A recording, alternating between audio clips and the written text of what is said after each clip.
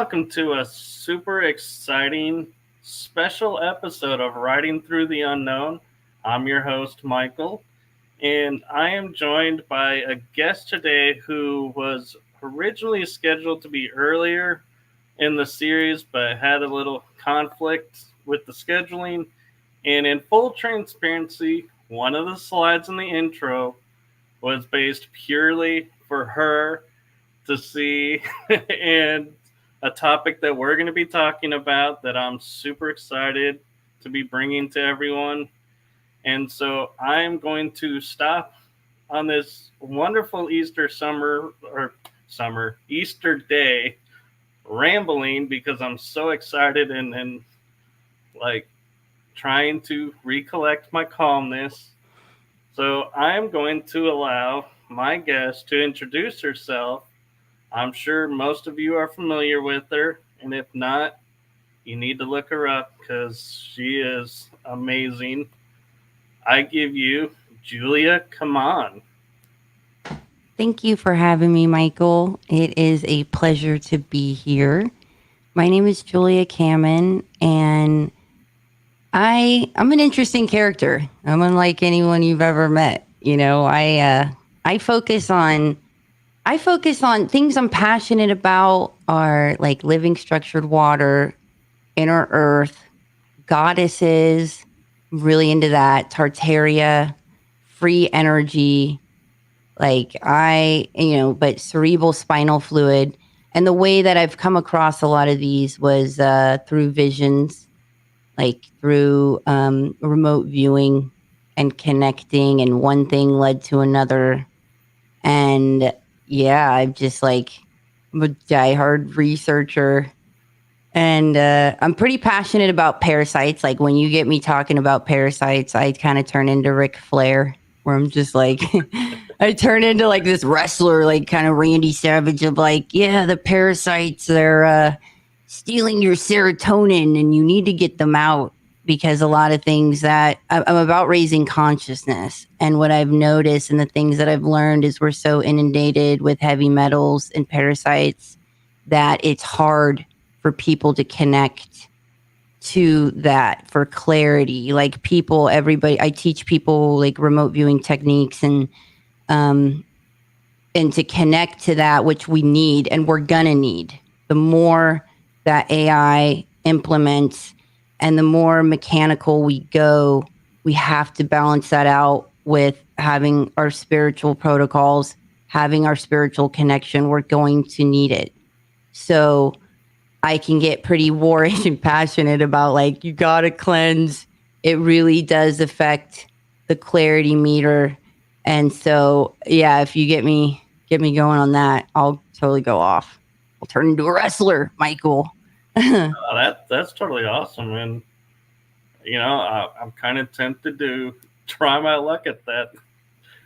But one of the things that I found interesting that I had to look up because I'd never heard the term, and that was star forts. And I'm thinking, looking at star forts, thinking, oh my God, she's going to be talking about forts that are on stars. And then realized I'm not even sure if I looked up the right information, but they're like, no, there's little forts around the planet that are shaped like a star. And did you see how they say it's like bastion forts and it was like for military purposes? Like you saw the narrative of what they tell you it's for? Right. And I was like, I was like, so if Julia's talking about this, I don't think what I'm seeing is what she's going to be talking about. So I'm interested what you have to share with explaining what star forts are to you. Now, okay.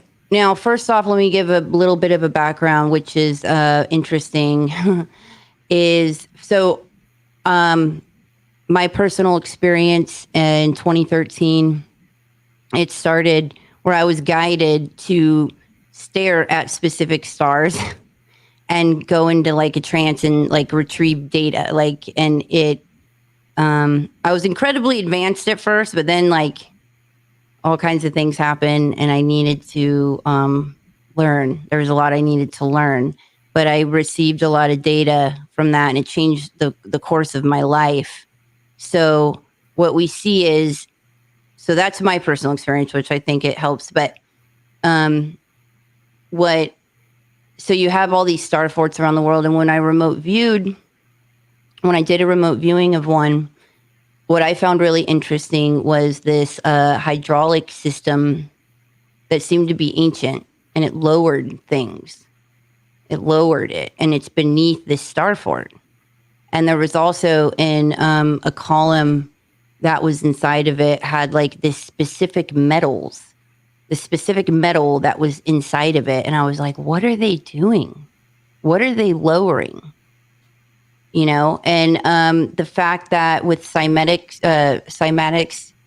and the water system of some of these and what was being directed and grown. And it seems to be, and you look at the water and you study the water, especially the fourth phase of water, the living structured water, and how it makes hexagonal shaped crystals, you know, like inside of the water.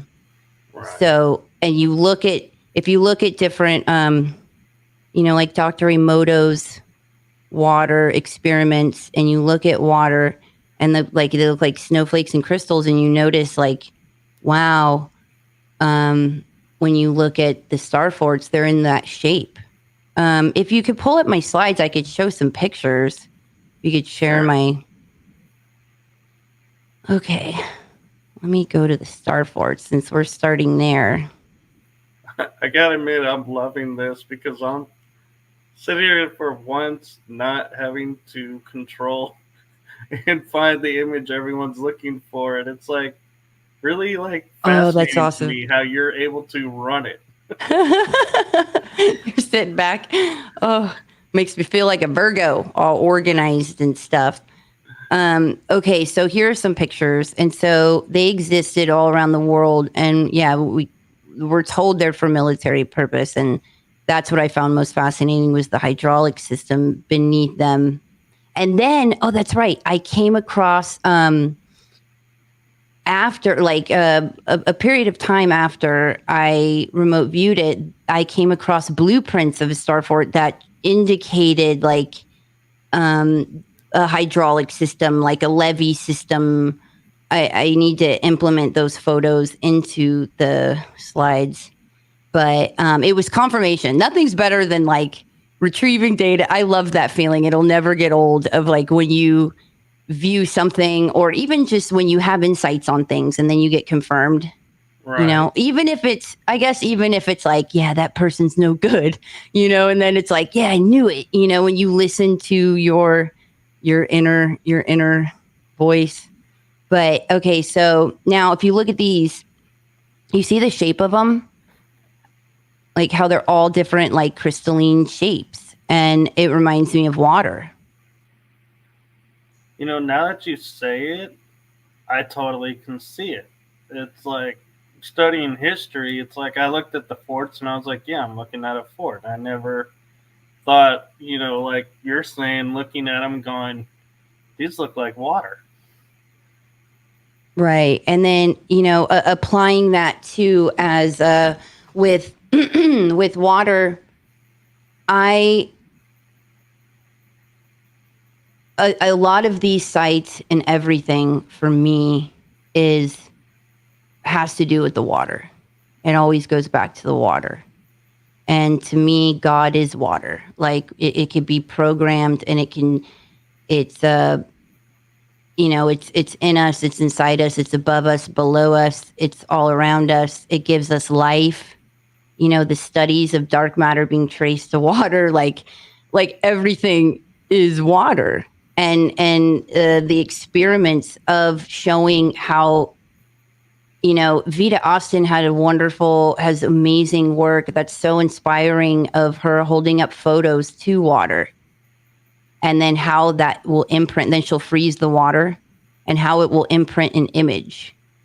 So, and I believe that there's ways to program the water with frequencies and praying to it and certain modalities and combining that with like, especially from deep in the earth, that makes that connects us to creator, to God, a higher consciousness, a higher version of ourselves. And these ways have been like forgotten. And what's interesting too is like Fort McHenry played a major role in forming our nation and keeping our nation. That's where our Star Spangled Banner comes from, our national anthem. And Castillo de San Marcos, it's interesting, is on there because if I recall correctly, that's in St. Augustine, Florida, and that place has some wicked energy. Like, what do you mean wicked? Like wicked Bastin? Like wicked? Like you're saying cool? Like or wicked? Like darker? Like, well, so when I was there, I was with a friend from Holland, and we were doing a day tour, and it's like I could feel like there were all these people around. And yes, there were actually people around, but I'm talking about like spirits and other beings being around. And I mean, it's just amazing too because they even fired the cannon from one of their towers. And it's like when I remember walking around, and I would never have thought this is a star fort because to me it looks like just a normal fort with the towers. But when you look at it above, I can see where you're getting the star look right. from it. So for me, it's like, okay, programming the water. And then also, okay, this next one, somatic gardens. Like, so imagine planting vegetable and herbs, like with distinct minerals and nutrients and certain frequencies, and utilizing that on like a on a star fort. But so my thing with the star forts is, are they lined up with specific stars to retrieve data from there? Like, could it be that would be absolutely interesting. And I just did a show with Dennis Glamby, and he had this amazing 3D presentation on Karahan Tepe. And Karahan Tepe is like 25 miles from Göbekli Tepe. And he had so refreshing. His presentation was showing. Are you familiar with Karahan Tepe? It's this site that has a bunch of phalluses in the pit, and there's like a head. There's like a head of a guy that's there. Actually, I'll be honest, this is the first I'm hearing of it, but I've heard of Göbekli, so I know where you're at. Okay. I don't know if you want to bring up a photo of that, but it was what he was saying is what it was utilized for was using that it would fill up with water, which he showed on the 3D presentation. You can watch that on my channel. It's Dennis Glamby's like Karahan Tepe Secrets Revealed. I believe that's the title of it. And he's saying that the water is filled up and that they used it to like stargaze and to reflect it as like reflective pools to look up at the stars and things in the sky, in the cosmos, and to like it was like a reflective pool, and which is very interesting to me because of the amazing I had the information that I had received from staring at very specific. I was aggressively guided to stare at specific stars, and the data that I got and wrote down was astounding. And some of the things that I wrote down, I didn't really understand what they were.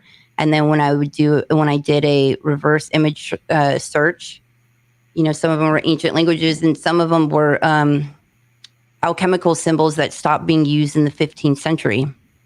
So I was like, wow. So I know for a fact, firsthand experience, that you can retrieve amazing information from the stars, as crazy as that sounds. But, it's truly a mystery, right? Like, what were these used for? It is, and what's interesting is when you were saying these water hydraulics underneath, the first thought that popped in my head is, are these similar to or identical to what's we found out was under the pyramids? That they have all these water chambers that was used to do who knows what, but they're there, and it's like, how are they there and why are they there? It's like a bigger question than why is there a pyramid here? It's like, wait a minute. So it's like, I'm wondering now if pyramids are built over water. Absolutely. These are built over water. What's the connection to the water? That's where, it's like, what are they protecting, or what are they, like you're saying, viewing? Like what? Well, yeah, I mean, if you can program it, then, and you have things from below that come up that's already programmed in a certain way beneath the earth. And then you have scalar energies. And then if you're instilling the moon and stars and certain things and drawing that in and knowing what water can do, that would be part of the process, right? Right. And I'll be fully honest, right now I am looking at these pictures, and I keep looking at, I think, is it Fort Crown Point? And I keep looking at it going, is that a Nazca line around it? Like, it looks like, I don't know if it's because it's Easter, I'm like, looks like a bunny or a monkey or something. It's like, it just doesn't look like a fort. I'm like, what? Why does that one keep jumping out and looking like it's one of those aerial pictograms or whatever they're calling them? Do you see that? Yeah, like, and some of these have been, because I don't know what happened to the bottom of it, right? Like, hey, Fort Crown, what happened?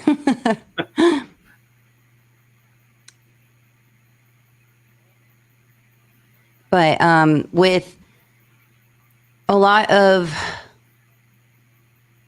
my conclusions and a lot of things go back to the water.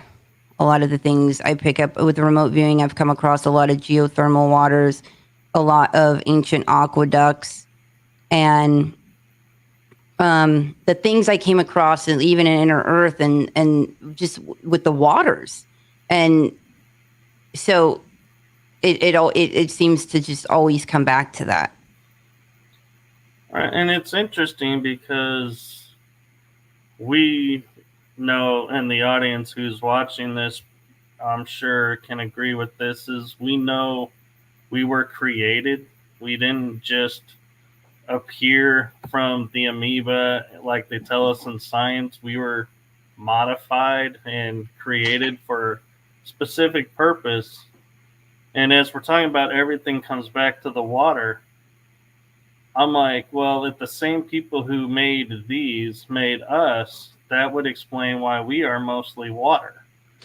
What's really important, which I found profound, is water is the mediator between physicality and the 0-point energy of the quantum field. And that is, I think, some of the most significant information. And so knowing that, okay, water's the mediator between physicality and the 0-point energy of the quantum field.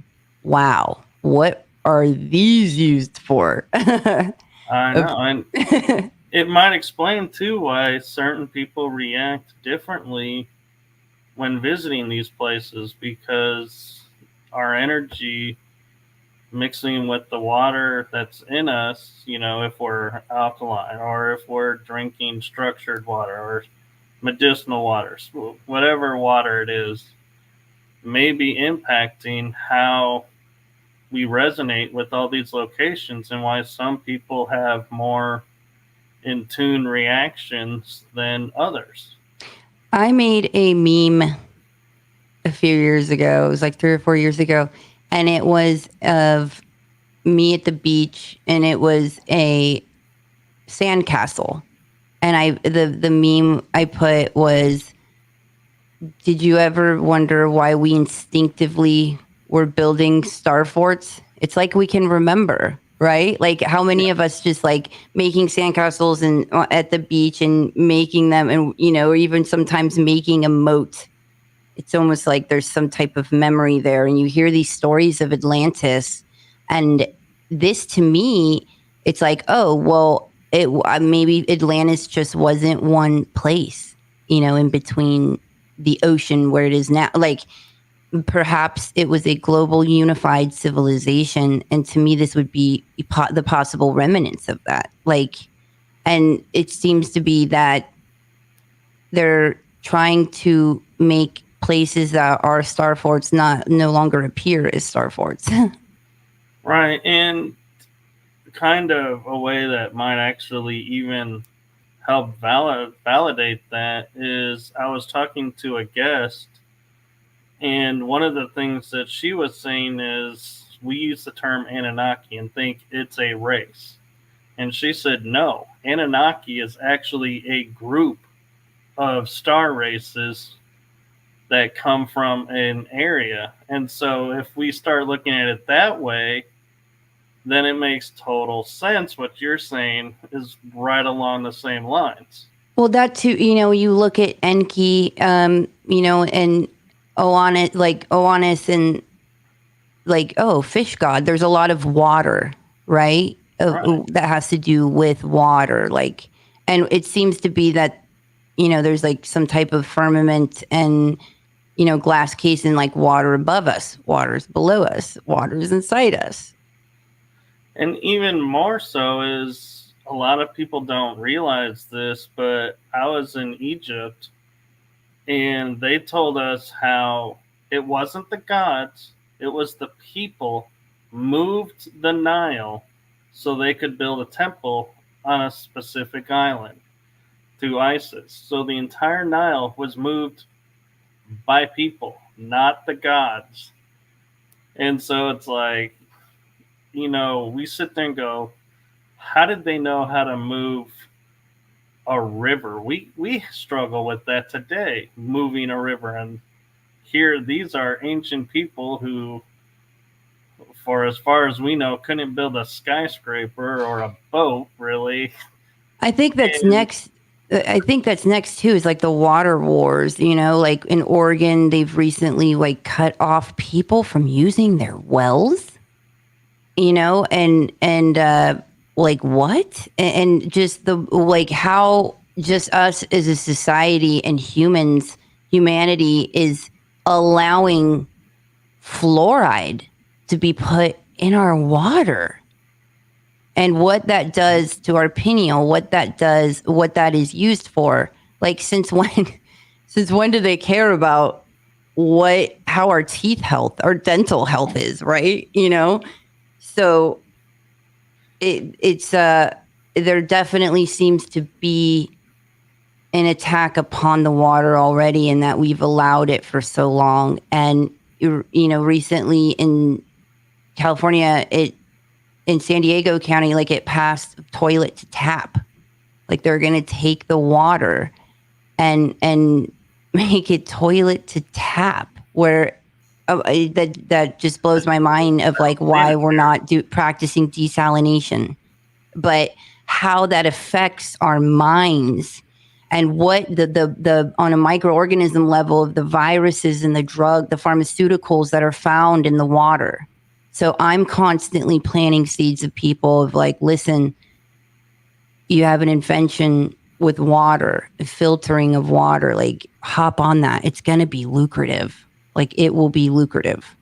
So here's something that might interest you along those lines is, here in Texas, we have all the ecosystems and everything, and we're pretty much a country unto ourselves, as we were. But one of the things that was interesting that was going on through history that we never really paid attention to was the millionaires. We thought were buying up land to build ranches, but it was so they could control the water rights. Yes. Thank you. I did a show about Game of Thrones. I don't know if anyone knows this, but Game of Thrones, George R.R. Martin's book, was completely ripped off from another book called Memory, Sorrow, and Thorn. And he had come out and talked about suing ChatGPT for like ripping him off. Like, for copyright. And I go, whoa. When I saw that, I was like, wait, hold on here. This guy completely ripped off another writer. And so I did a show on it, but I invited my good friend of mine who is a patent attorney and an electrical engineer. And so we did a show. It's on my channel. But what's interesting is he had done a case and a patent case, and he was it was a judge in Sacramento, and this judge in Sacramento, and I found this fascinating when he told me the story about how he was, residing over this case, and the judge had to keep stopping the case because he oversees all the water disputes in the country. And I was like, wait, hold on, time out. One judge presides over all the water disputes in the whole entire country? And he was like, yes. It's not that judge anymore. It's a new one. He stepped down. He retired. But it's I found that really fascinating. And there's all kinds of issues about the water and the fighting over it. That completely blows my mind.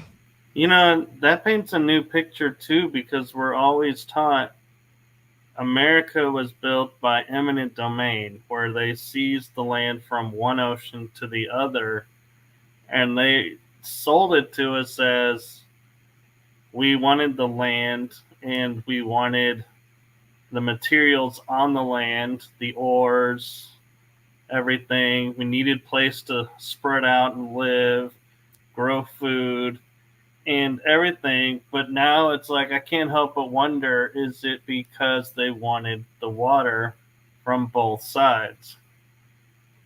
Right. Gaddafi was making a big move with directing the water before he was killed.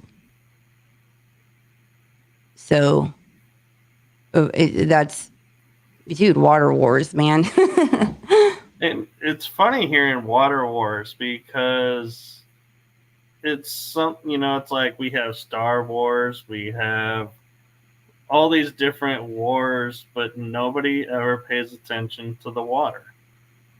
And and you see where everyone's consciousness is at. Yesterday I started crying, I'm a tough cookie, right? Like, I don't cry very often, but yesterday I was in downtown LA and I was feeling the energy, and I was looking around, and I was seeing a lot of people, a lot of homelessness, a lot of craziness happening on the street. And I was just feeling it, and like a sign for Narcan, and seeing the fentanyl, like the effects of fentanyl, and seeing the suffering, and seeing this is like what people are valuing, what they're giving up on, what they're not connected to, what the effects of so much is. And I was just feeling it, and I started crying. Like I just started crying of like where we're at collectively. And, most people are, deficient in vitamins, and, just loaded with parasites, having all these heavy metals, and what that invites in, and how that affects the consciousness. And I don't know, I just cried. And then my friend took me to the Los Angeles Athletic Club, and I went to a steam room. I went to the steam room. I did a cold plunge and sauna, and felt better. But yeah, it just I really believe that ingesting the right amount of water, praying over it, and reestablishing that connection. Because I believe even some of these, the churches, like the cathedrals, there's water lines beneath it that intersect. And I believe that they programmed it. There was an ancient way to program it. I believe there's healing earth water that we were once connected to that was cut off. And so we had to come up with creative ways, or they came up with creative ways to program the water a certain way. And so you see remnants of ways that they did that, such as with sound and light, like in scalar waves, and knowing the importance of how that affects our bodies and minds while we're here, and viewing water as if it's God is a big conduit. And another thing that you might find interesting is, so I have a chiropractor who wrote the books on, how to be a chiropractor and what they study and everything. And one of the things that he tests every time he does an adjustment on me and all his patients is your body getting enough water? And he's the first and only doctor that I think has ever tested, and one of the first things he'll do is go, okay, is your body getting enough water? Are you getting, or do you need more water? What do you need in the water?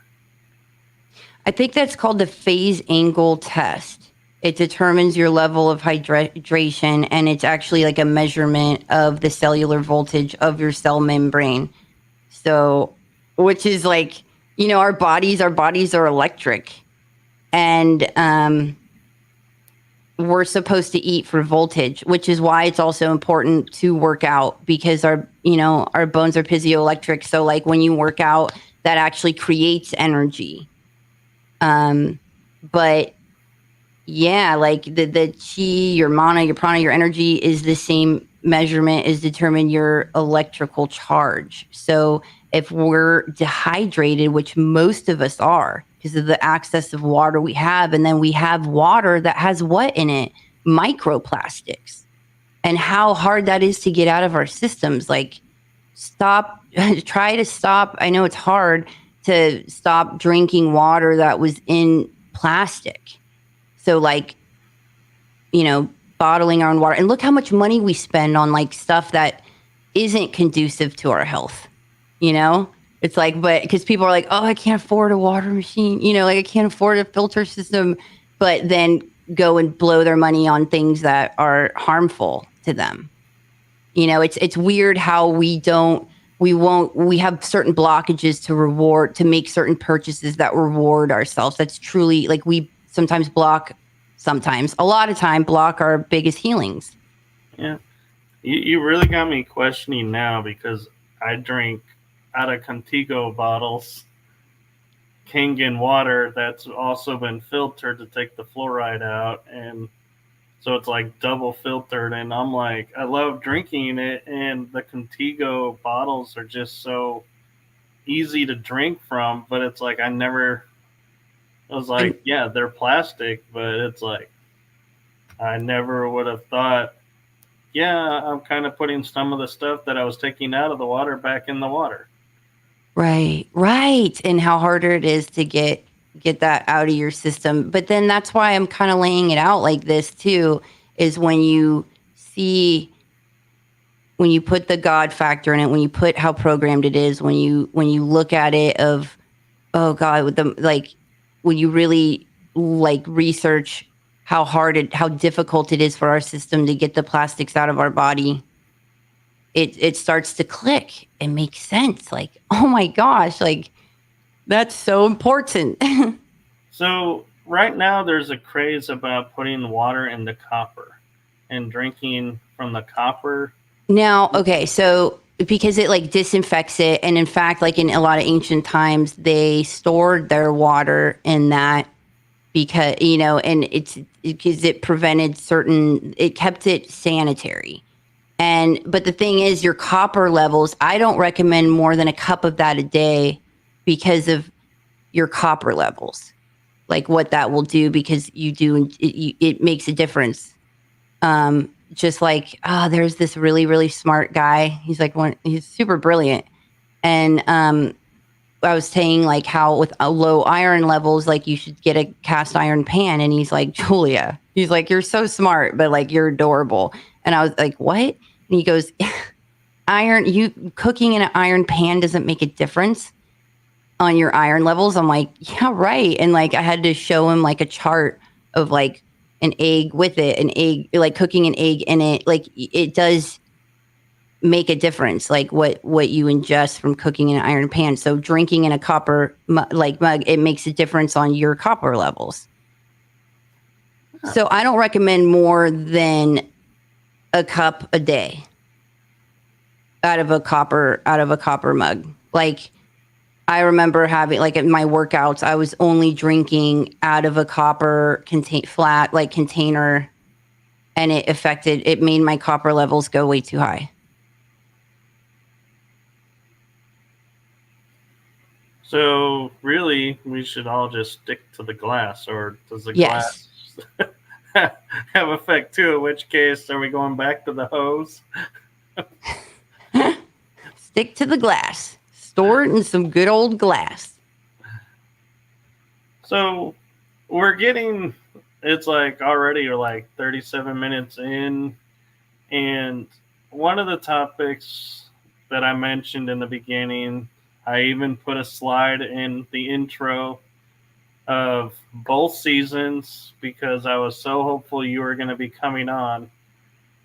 And I have so many questions around this. Is Tartaria. Ooh, sweet. Okay, let me back up. While you're backing up, one question I have that I think probably is on everyone's mind is, how is there a civilization on our planet recently, even within the last century, and we don't know about it? It was erased from us. I think that's what makes it even more profound. And especially the fact that it was on maps. You know, it was on maps and it had its own flag. And so it existed as late as the 19th century and it had its own map. So, I mean, that is astounding. So you're like, why? Why didn't we hear about it? And then you find this. You find a CIA document that literally mentions covering up Tartaria history. Like in a quote from that is, in other words, Tartar history was to be rewritten. Let us be frank, was to be falsified in order to illuminate references to great Russian aggressions and to hide the facts of the real course of Tartar-Russian relations. And then, like, you look at the Great Wall of China and it's facing the wrong direction. So you're like, okay, wait a second. Was this to keep the Chinese out? What's going on here? So you have these clues of like, okay, it was on maps. They had these great they had these great cathedrals. There's this wall that, you know, we're told is the Great Wall of China. And so it opens up, for me, it connects a lot of dots. Because and then you start to think of, well, you know, it opens your mind up to a lot of possibilities as well. Like, wait, you hear about like fallen angels mating with women and having these giants. Like, was this built for them, for the offspring of that? Like, it opens up all these possibilities of like, was it for this? Was it for that? Or is it just like our consciousness was higher? Were they the offspring of the Atlanteans, like of an Atlantis type civilization? And so it gets your mind working. But what's really hopeful is that I think what's most inspiring is like, okay, so a lot of these buildings it's already wired for free energy. Like, we could take the power back. Like, it ignites something within you where you start to be like, oh, there's things we can do instead of just being submissive and a slave to these agendas. Like, look at the curriculum. Look at what we're taught about history. It's laughable now. Like, oh, wow, we were, you know, like Columbus discovered America. Right. Like, really. You know, I happen to be a big believer that, like, what we're taught about Egypt, a lot of the things we were taught, like, there was a civilization prior to, like occurred in America, like in and around the Grand Canyon area. You know, it's interesting because I'm reading like some of your notes on there that they're saying like have access to water, geysers and stuff. And my mind like jumped, and No, it's not because I'm hungry, but when I saw the word tartar history, my mind goes, where have I seen tartar before? Tartar sauce. Where do we put tartar sauce? On fish. Where did fish come from? Water. Water. And you're a water sign, Michael. I am a water sign. And they're the most intuitive, right? Like every water, like the astrological water signs are the most psychic.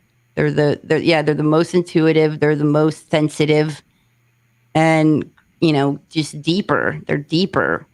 Yeah, I gotta tell you, reading your notes on here and listening to you, my brain is tingling away.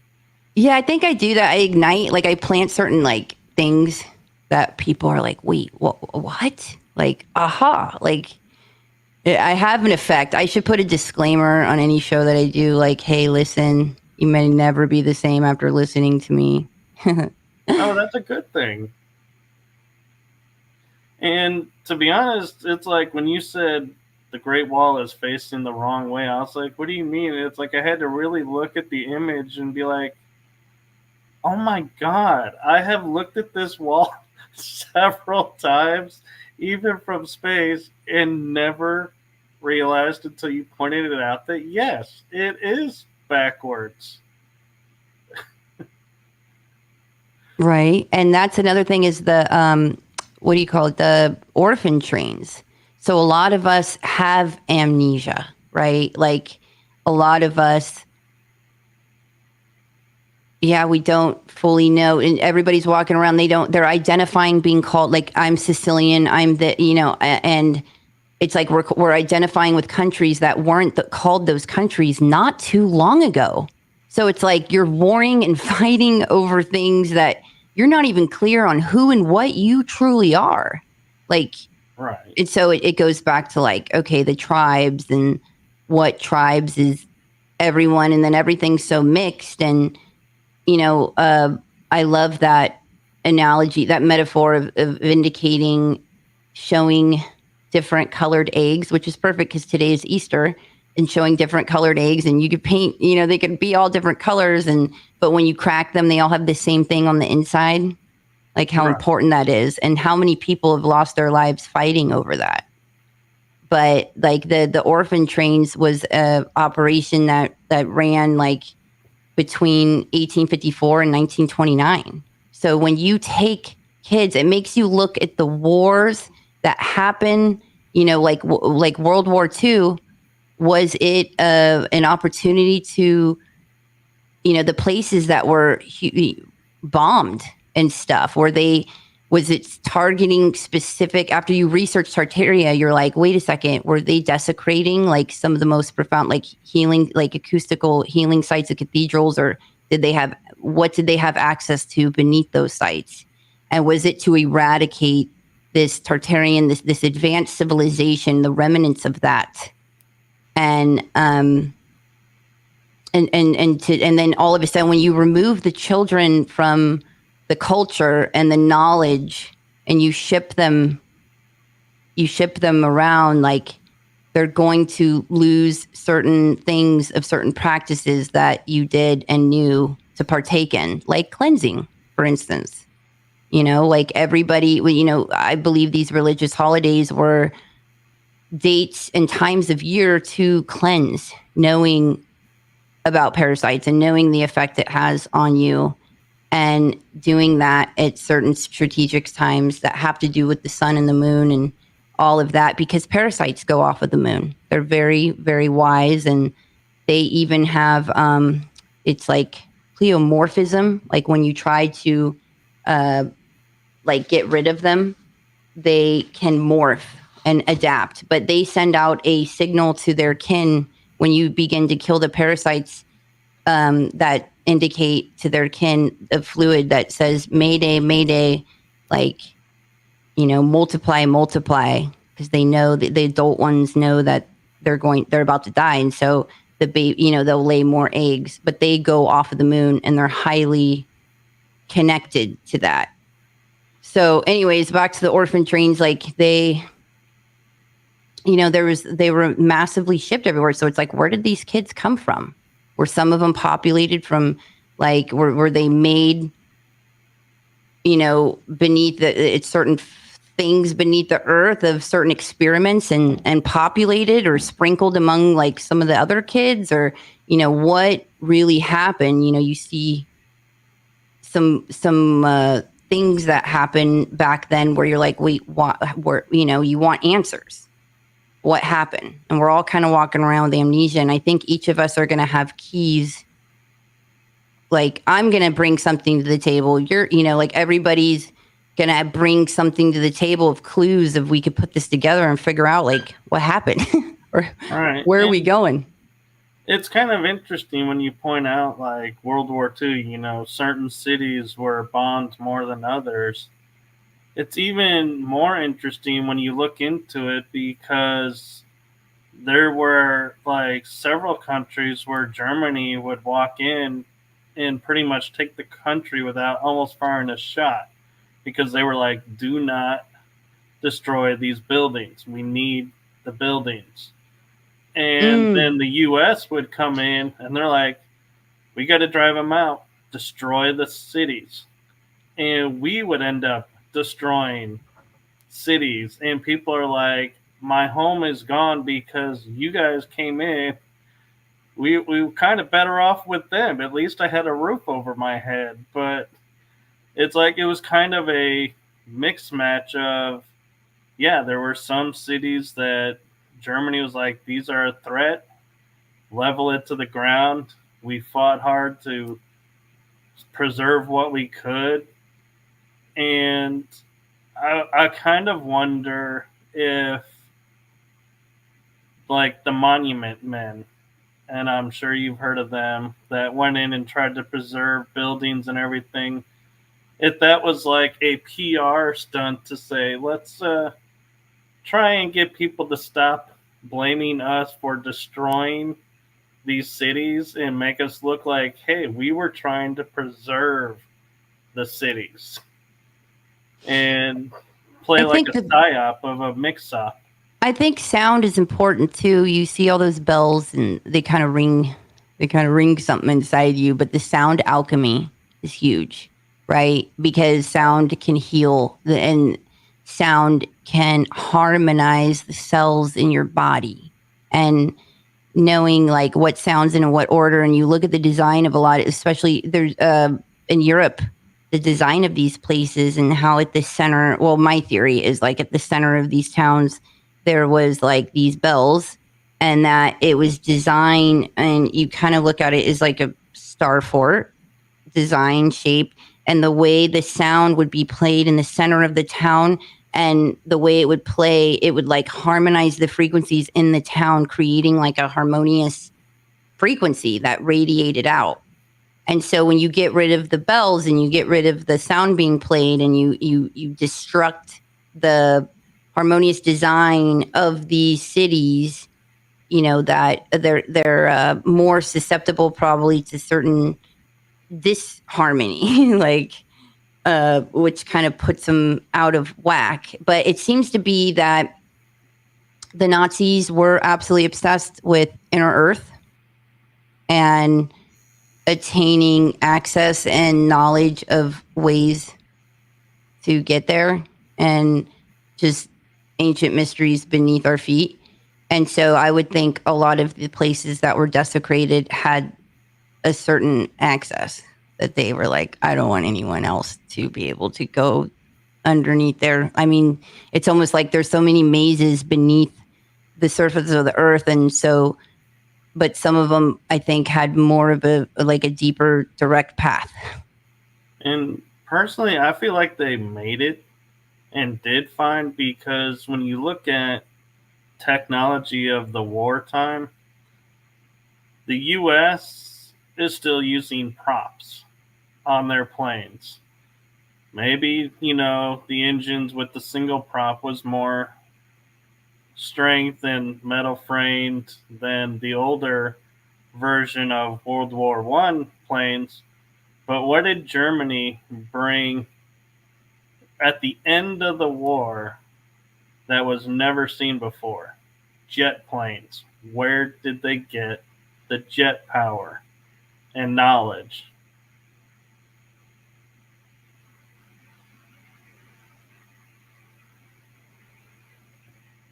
Are you asking me? Oh, I'm just like, I'm just theorizing. Like when you say, they were trying to find ways into inner Earth, it's like when you look at the fact they came up with jet power planes before anybody else. I feel like they probably found some of the inner Earth areas. Yeah, man, they went after they kind of went about things right? They used a bunch of talented psychics that really had a heavy hand in the guidance. That's smart, right?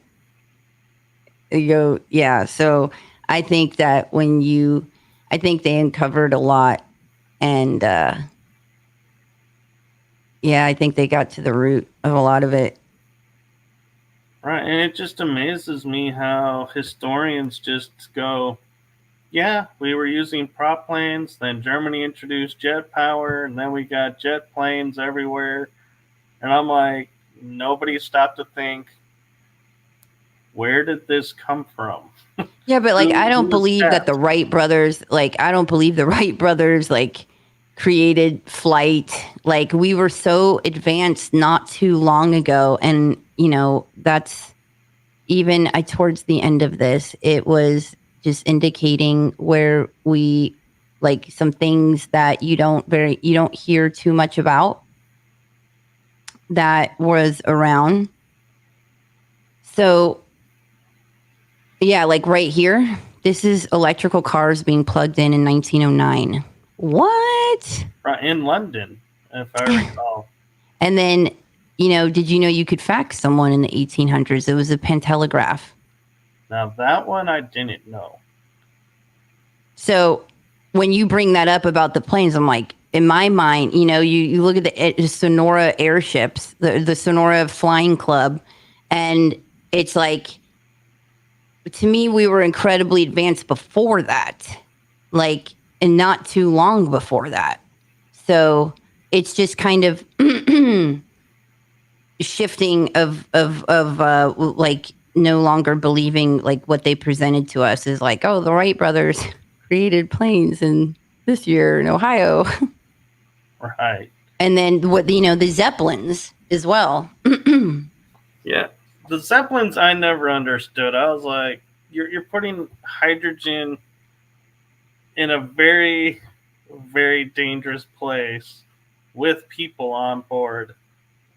Who in their right mind ever made this a viable form of transport? It's like, But yeah. I mean, we talk about nowadays, the chance of getting on a plane, you're taking your life in your hands because all the stuff that's going on. But it's like, yeah, but at least I wasn't sitting on a bomb and being told how comforting and Michael, you gotta pleasant look this up trip. the jet fuel hoax. Have you fallen down that rabbit hole? Have you? Which jet fuel hoax? Oh, you've There's researched it. there's a couple that I've come across. And you were like, no, I don't. I believe that there's a ton of gasoline on the airplane, like all of it. Oh yeah, no. Yeah, there's something else on the planes because yeah, they don't act and react the way things should all the time. But that vertical parking garage, that would be cool. I made that meme in I think 2019, but yeah, a vertical parking garage in the 1920s. This is the mono wheel. Yeah, I've seen pictures of them riding around in those. Oh, isn't it rad? I want to drive one. And then this was in the English Channel, and look at that. That looks like a float. That looks like a. I almost want to say like kind of half robotic, half house. Like it looks like it's just driving itself along the coast. I could just see going. Can you imagine going on a date on that thing? Oh my god, that would be like how would you top that? Oh, that's so awesome. And this really ignited something within me, was the fireplaces. Like, what were these fireplaces really doing? Like, was there, like, are they gathering the free energy? Like, they definitely don't make fireplaces like that anymore. No, and it is interesting how they're more ornate, and now we're told, yeah, they should just be simple slab up, or maybe put some fancy stone to it. But yeah, we've lost our ornate side and our artistic side, I think, and I can't help wonder why. At times, it's like they want us to create everything so simplistic, but yet it used to be so extravagant. And I mean, we look at the royals and all their palaces, and every room has fireplaces like that where they were extravagant.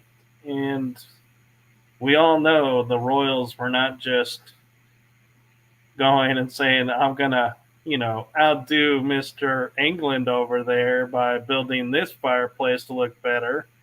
It's like, no, there was a hidden purpose. A lot of these rooms, these ancient places, you see these granite rooms like in India, all over the world, where they're cut a certain way, very specifically.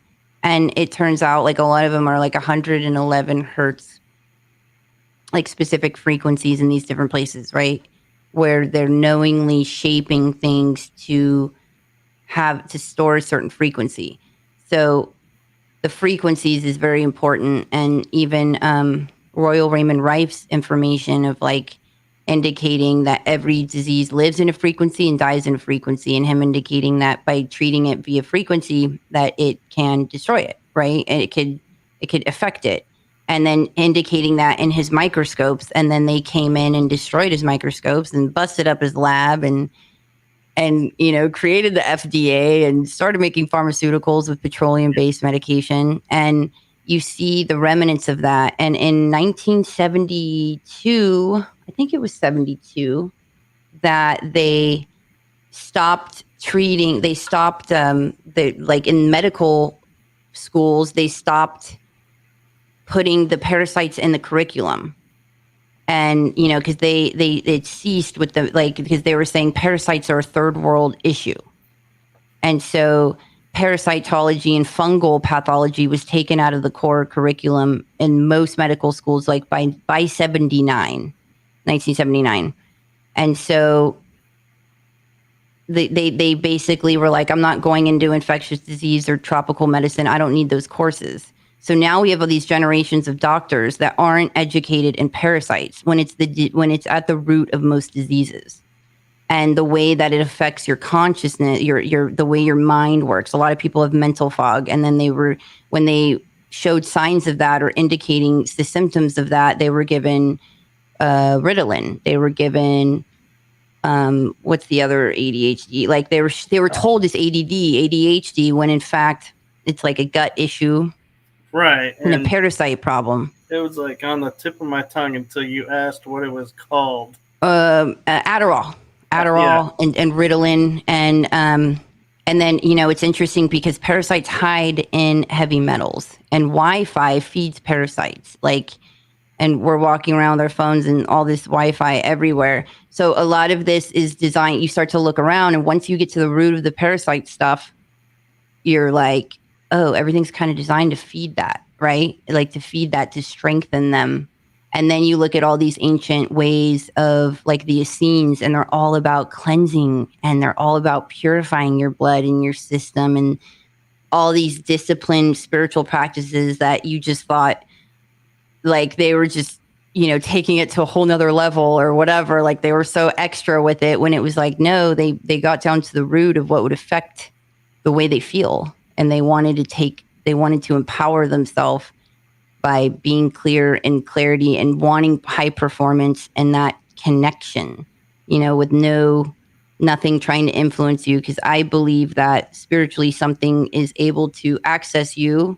You can call them demons or darker spirits or archonic forces or whatever, that are able, when you're so inundated with so many parasites and heavy metals, that it's able to like affect you more or enter you, however you want to call it. But so when you speak of you were looking at these buildings and they were so beautiful in their consciousness, they knew about frequency, they knew about water, and they had like disciplines that they would practice that in that connection that they honored and did.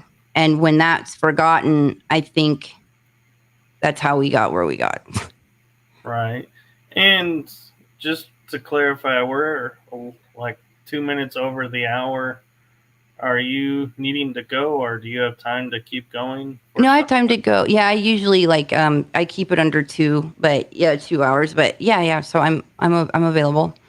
Okay, I know we were talking about something going on, and so I wanted to just make sure we were clear. So Sam M is asking in the chat room, what do you guys use for parasite removal? Wormwood?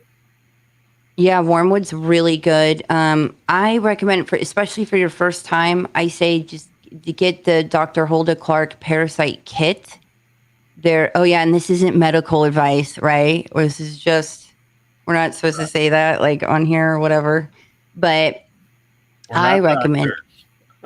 We're not a doctor. From experience.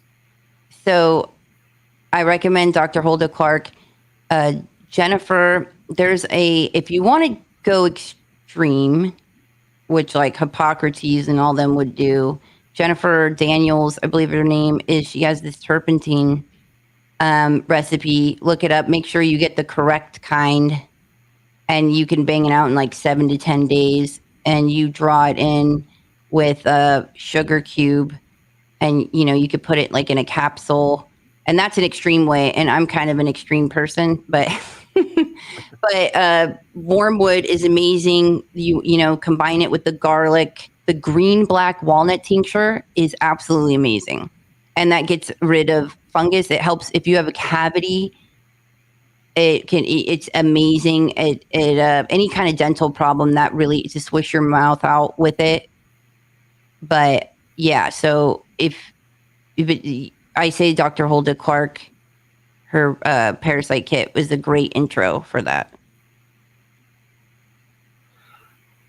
And so I'm wondering, and it's just purely, my mind, like you're saying, it starts putting pieces together, is that we see the doors to Tartaria, like you were showing, are giant. They're huge. And all of a sudden, it's like we were hearing in the late 1800s, I think it was, that Nevada had giants that were red-haired, which I don't know why they made a big deal about the red hair. Maybe it was rare, I guess, in the U.S. at that time. But I'm wondering now if, because we were going in and starting to erase Tartaria and all of that, if these giants that we're starting to discover all over the world are remnants of them, like refugees from Tartaria. Right. You have certain theories of like a vapor canopy, like everything was larger then. Like everything was bigger. You see these remnants of large mushrooms that were like petrified. You see a lot of things used to be bigger. Of like, well, did the atmosphere change? Was there an event or something that made everybody smaller? Like Honey, I Shrunk the Kids. But also, like, from what I understand, or sometimes is like, we used to be like, if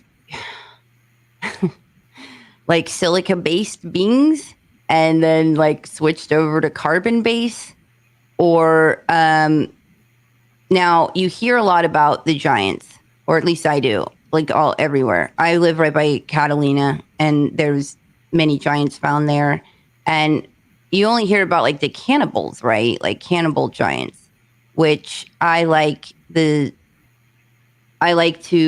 I like the info that is, or the possibility that some of the giants would guard certain portals or things above, like that there was good giants.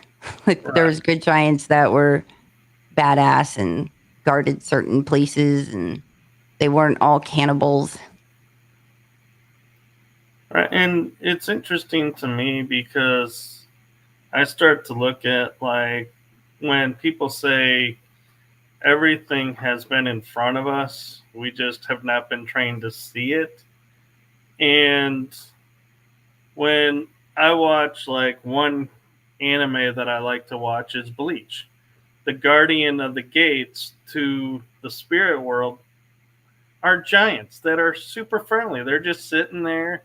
You can walk up and chat with them, and they're like, "Hey, oh, you want to go in? I'm sorry, I can only let some, certain people in." And it's like, okay. And he's like, he'll just nonchalantly stand up and go, "But now, if you beat me, then I can let you pass." And it's like, what?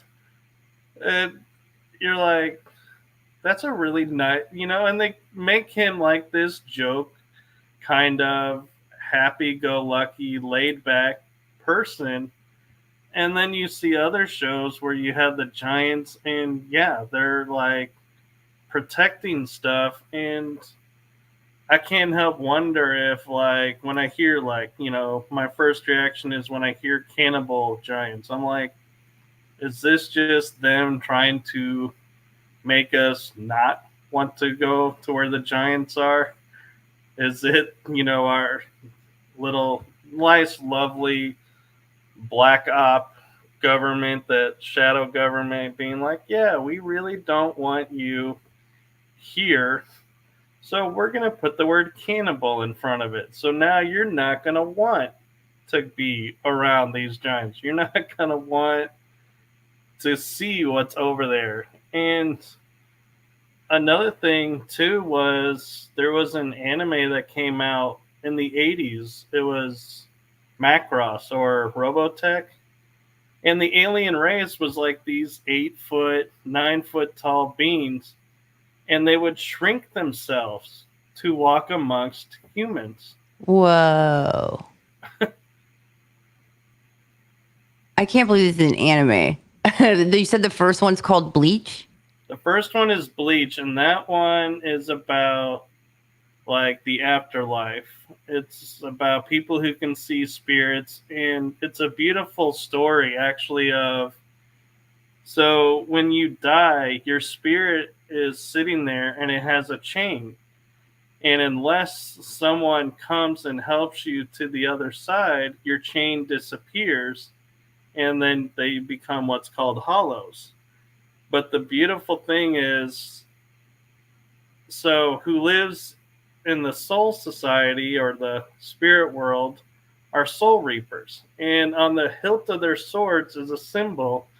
And when they meet you, they put that on there, and it's like you turn into this blue, like, or yellow dust. And they're like, "Oh, don't worry, they're gone to the happy place. Their soul is going back to creation. It's a beautiful thing. You didn't kill them. They're okay." Whoa. I got to see Bleach. I feel like I'm living it.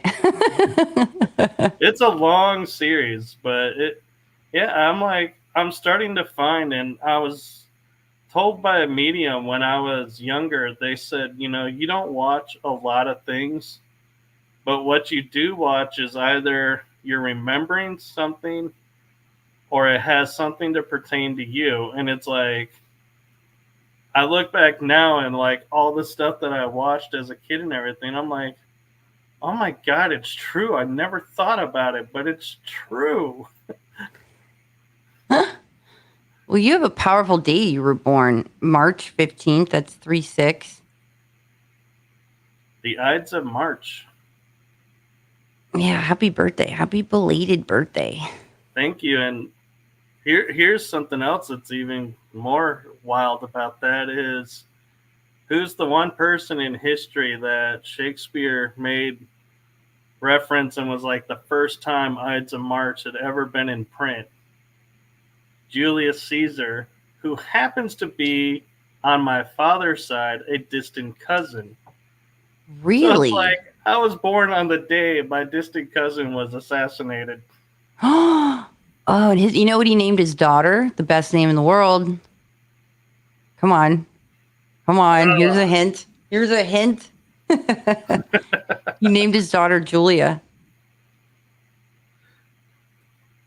Yeah, it's interesting because it's like now you say that, it's like I remember seeing it, and it's like my memory is like going, yeah, we've seen that name, but I've always spent so much time with like, who was his son, who, and it's like, because we're taught in history that it's patriarchal, so it's like you pay more attention to the sons than the daughters. Right. And you know Unfortunately, what's interesting is you get a lot of your like I produce higher amounts of DMT in my blood naturally, and they said that I get it from my mother's side. It's just like what a lot of like into like gifts like that are from the maternal side.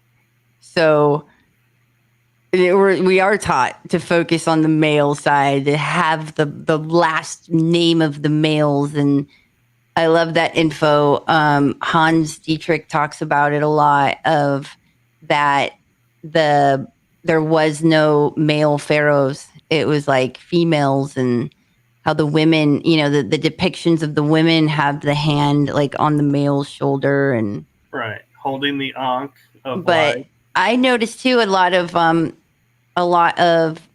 like when you took away the goddess worship, like the fall in consciousness and the fall in humanity as well. I don't know. I like goddess worship. I do too. Of like to me, the closest you can get to God is the soul portal that resides in between a woman's hips. A soul can literally come between those hips.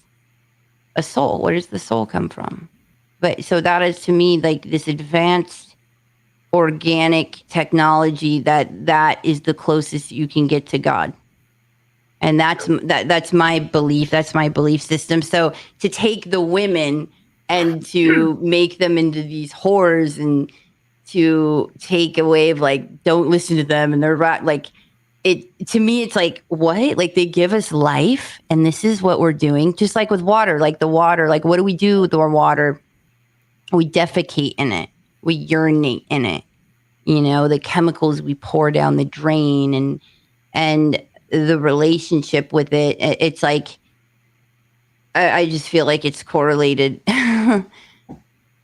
So, And the first time we ever hear it, and what's interesting is, Catholicism started out matriarchal. People don't realize this. It was matriarchal to start, and then it wasn't.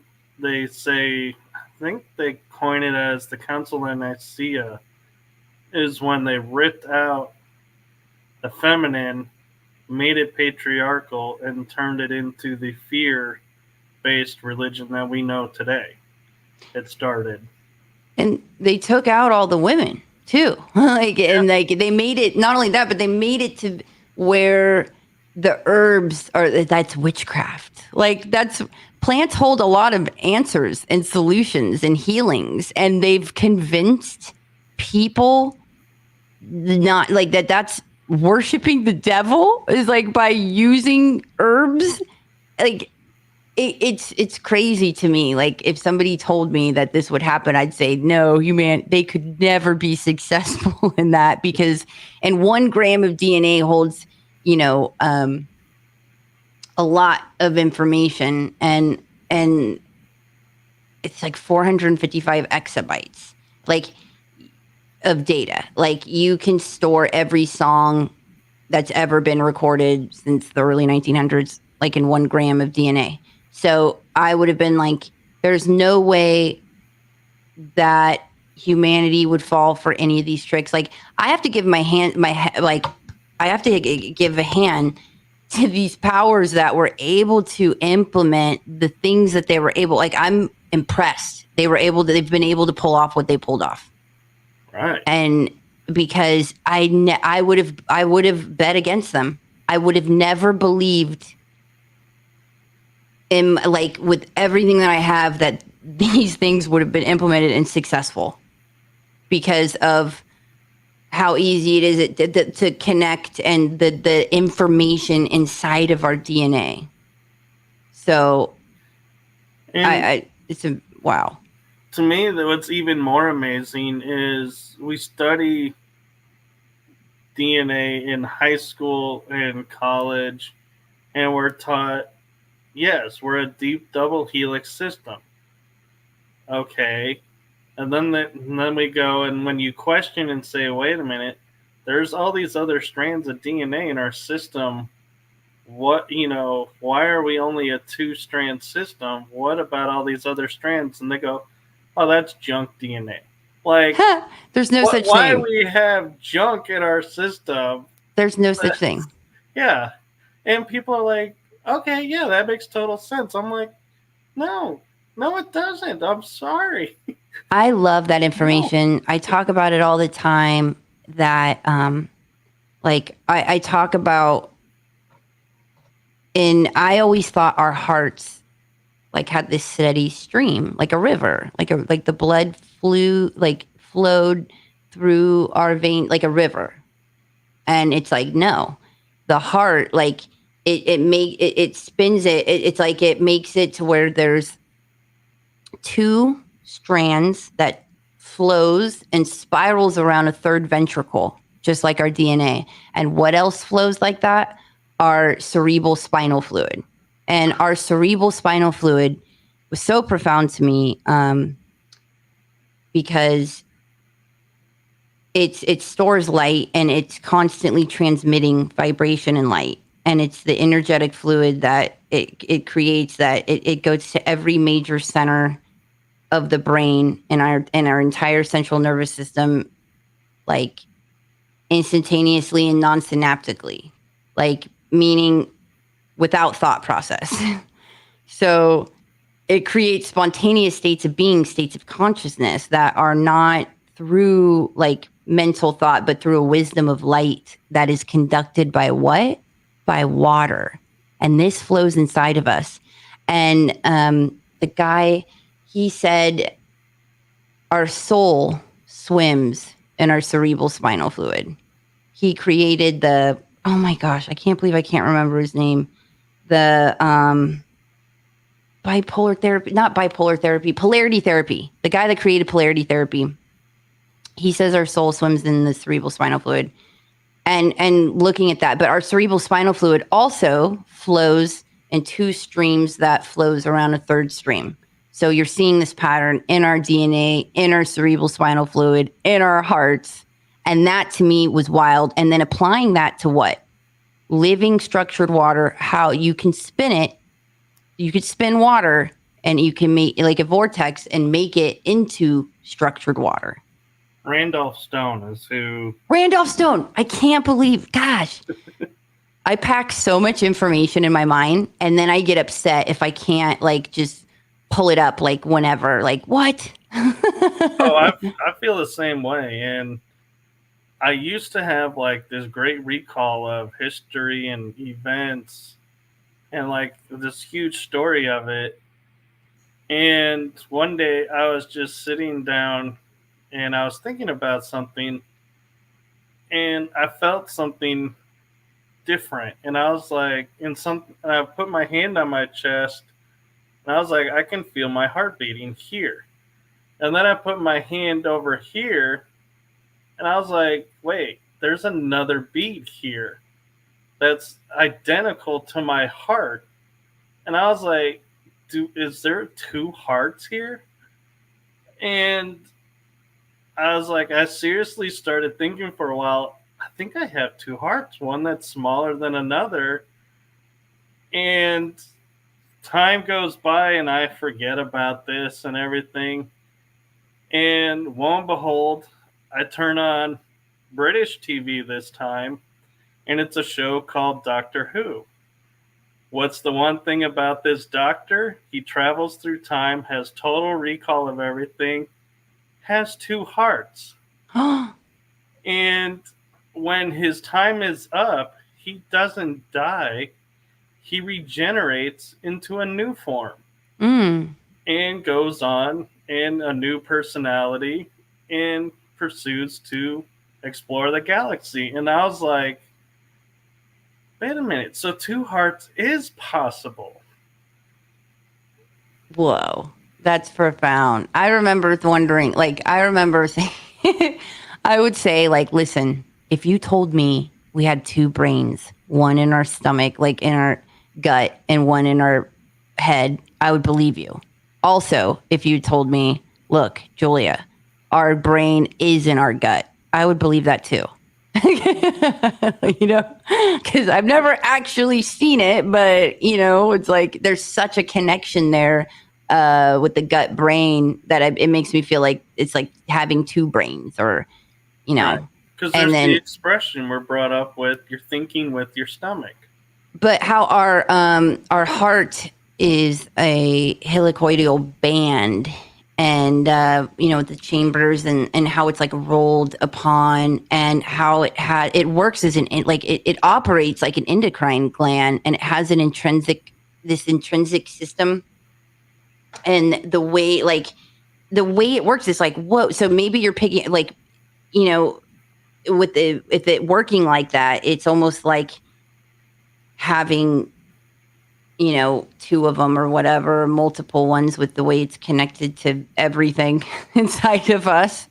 I think there's stories of like reptilians. I think it's in here actually about reptilians having two hearts. What's his name? Marco Polo. He said, oh, does it talk about what he saw? Maybe I don't have it in this one. Oh, what did he see? He talked about being over there, and what did he say? Relating the existence of these great serpents for what seemed like to be personal experience, and that these creatures strike fear into those that see them, for they are not only hideous to behold, but also long and big. But anyways, it reminded me of what you were talking about, because I think they talked about like killing them in a certain way, and that they had two hearts, these like reptilian type beings that would come up from the ground. But yeah, no, I totally took that far. I took that past than what you're saying. Just, I'm like, oh, while I have it up, you know, he's talking about. Yeah, and it's interesting. Like, I would mention it to like people in the medical field, and they're like, "Oh, you're just hearing an echo." I'm like, I didn't say I heard two beats. I said I felt two beats. But they would always be like, "No, you're imagining it." I'm like, but they were like opposite. How was the timing on it, Michael? Was it like opposite? It'd be like, you know, could it be like in a rhythmia? Like what was the rhythm of it? It actually feels like they're almost in sync if I did it right now. And let me tilt my screen so you can see better. What I'm saying is, like right here, I can feel my heartbeat really strong. And then I put it here, and it's like I feel the heartbeat again. And if I take my hand off of that heart, I still feel it. It's like it's just still pumping away, doing something. It feels like something's pumping, and I'm like, that's too far away to me to be, I'm feeling this heartbeat up here. To me, in my mind, it's too far of a distance to be like, I'm feeling the same heart just in two places, if that makes sense. Interesting. And I don't know if anybody else ever thought about, you know, putting your hand underneath where your throat is and feeling if you feel another beat. Because I know your pulse is off to the side. I feel like people like would talk anytime I ever heard discussion about that. It'd probably be somebody on uppers. They're like, "Yeah, when I do coke, I feel my heartbeat too strong."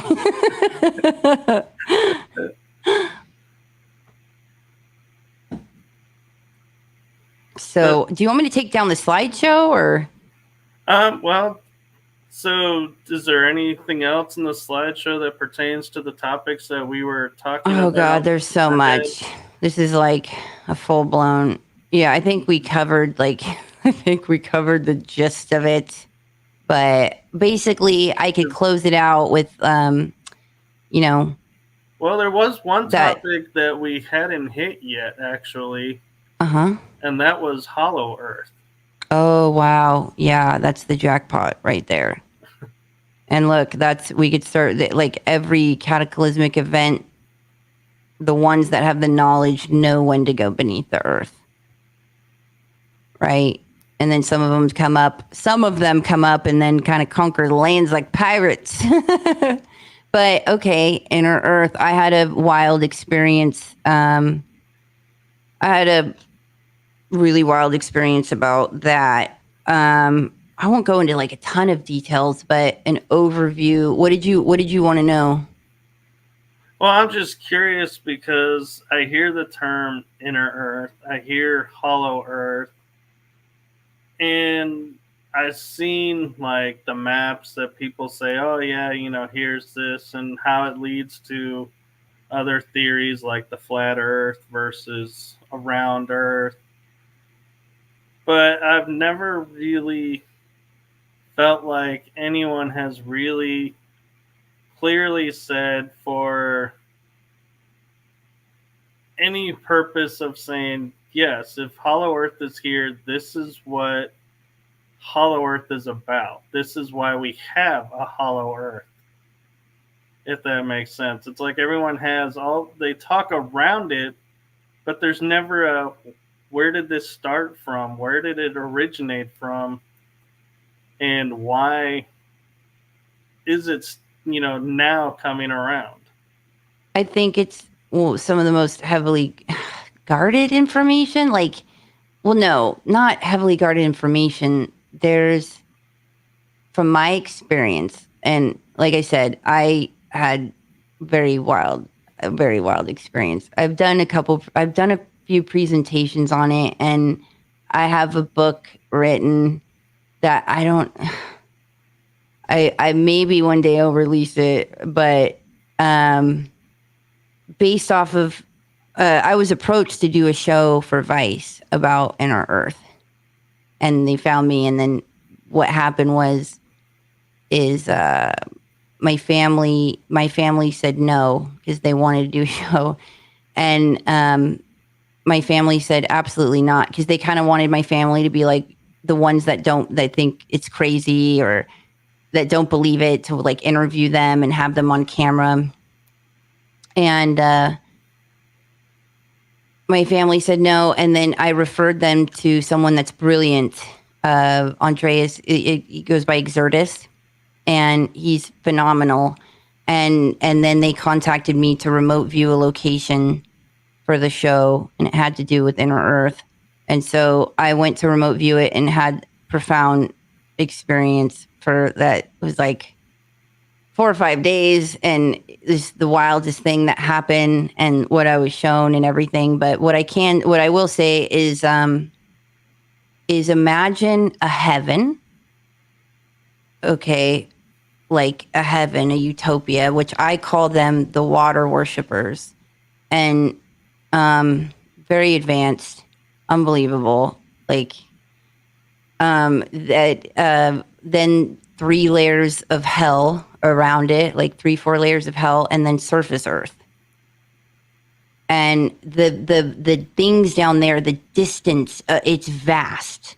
And so a lot of times people will ask me about like the planets and the stars, but I like to focus on things that are beneath us. I think that, we're taught to look out there when we're able to think large when it comes to the cosmos. Like, I feel like everybody thinks large of like the belt and this and the light years, right? The distance and the mass.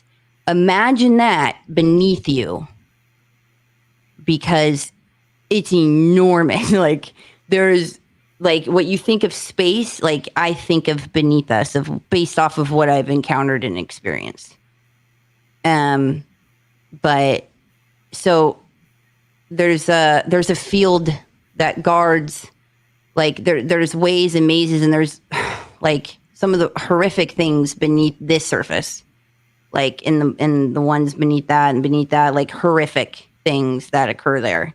But but beneath all of that is then there's like this thing that protects it. There's this field that really fascinated me. Like the way I don't know, imagine like a laser security system, but you can't see the layers mixed with like a field like security system.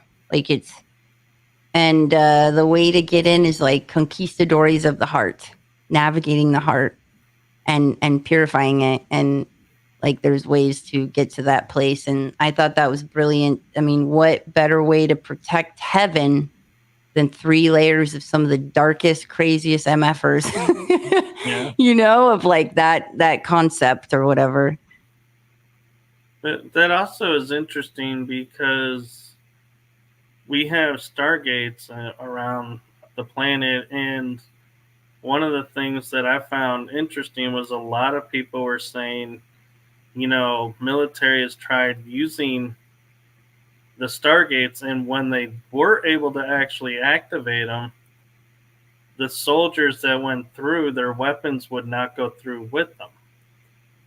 And so it was like you had to be a certain vibration to go through, and they wouldn't allow anything that would go against that vibration, is what they were saying. And it sounds like kind of like what you're describing. And so I kind of wondering now, where we think stargates are taking us to other worlds out there, are they actually in turn taking us deeper into our own world?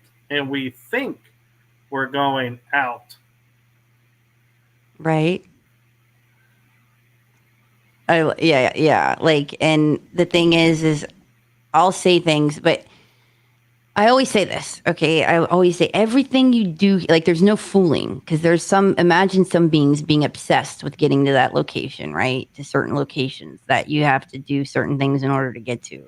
And they try to hack into it in a certain way, blend into certain bloodline, like trying different things, it's almost like a Disney cartoon, right? Of like, I must get to, yeah, I must get there. But of that, of having to, okay, so everything you do here, everything you think about, everything you do, so all your actions, all your thoughts is recorded. Imagine it recorded on a device like a little crystal.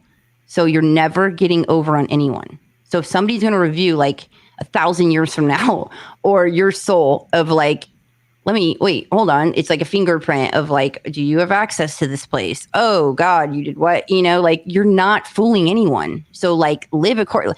Just, or people that think they could cover their camera on their like electronic device, like if you can't do that in this place, like with this type of like, I don't know, like soul technology of like hacking, like, so I don't know, when you realize like some things of like, this place really exists.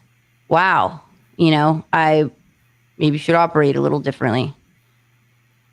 All right. And one guest I had on, we were talking about like the Nazca lines and going, how they're visible from space. So it's obvious, you would think, well, this is a message to our outer space brothers. Hey, here is an outpost or something, an identifying mark.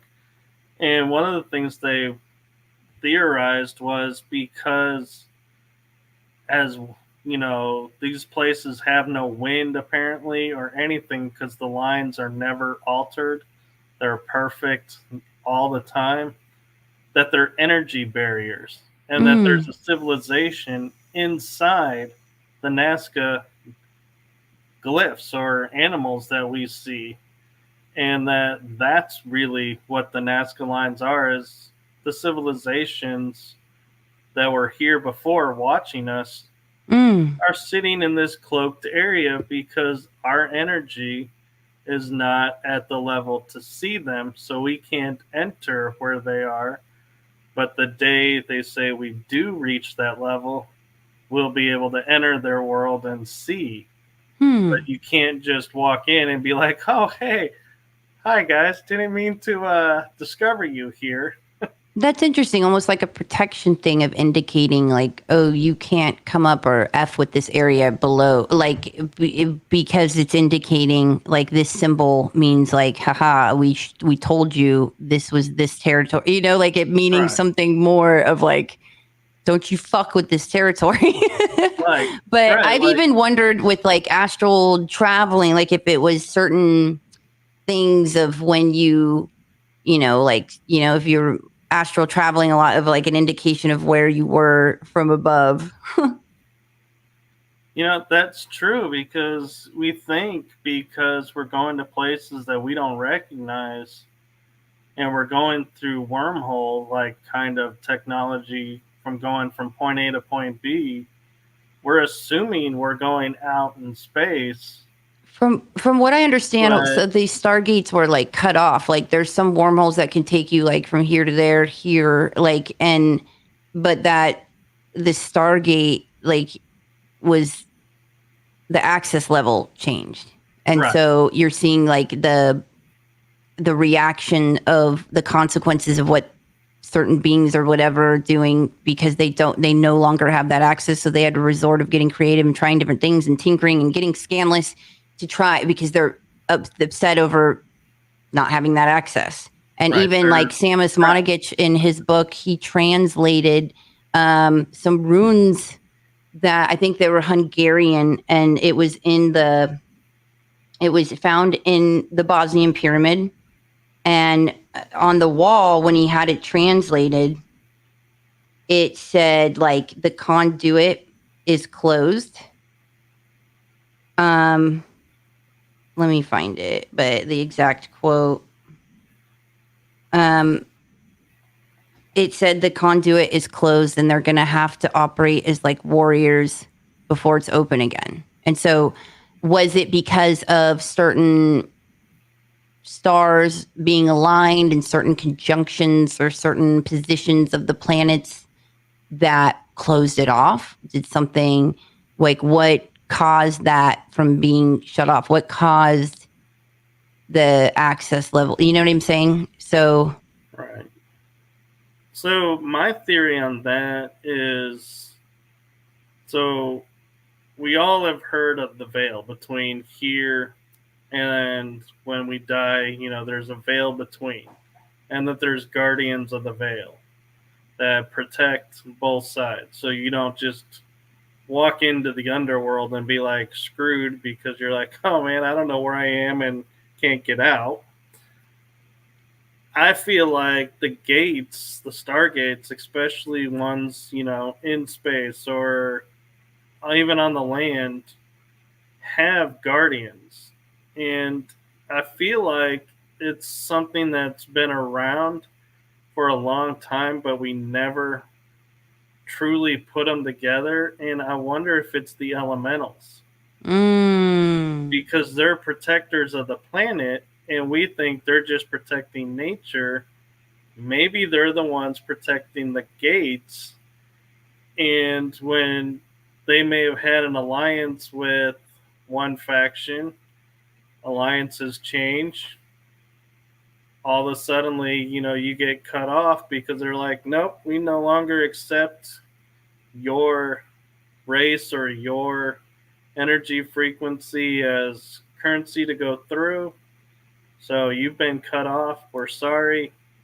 And I mean, what's the one thing we've been taught about elementals? I mean, being in the paranormal world, I know this very well is you don't F with the elementals. If they tell you to get out, you get out. You don't argue with them. You don't stand up to them. It's like they say something, you do it. And so that's why I'm thinking now, maybe they're the ones that are controlling who has the gate access. oh my And god, I love that. Can you imagine going against all four elements on I, top of like what ether? Of them. Yeah. Oh, 4, 5. I, What and like yeah, with ether, like good luck. Good luck with yeah, that.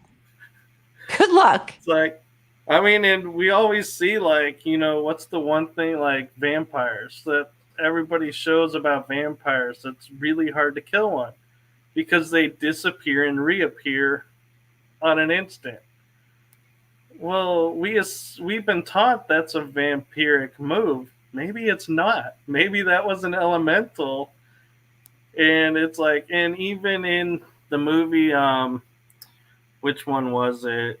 It had Vin Diesel as the guy, the Farian who could see in the dark. He was like genetically, it was like his DNA was made so that his race could see in the dark. And there was this lady who was made of air, and so she could glide anywhere. And they're like, "We'll open the door, and watch you glide down as a threat to her." And she would just glide to another part of the ship and go, "You can't threaten me with that." But it's like we've been shown all these different ways of elementals, and yeah, there's no way to defend yourself against one. Mm.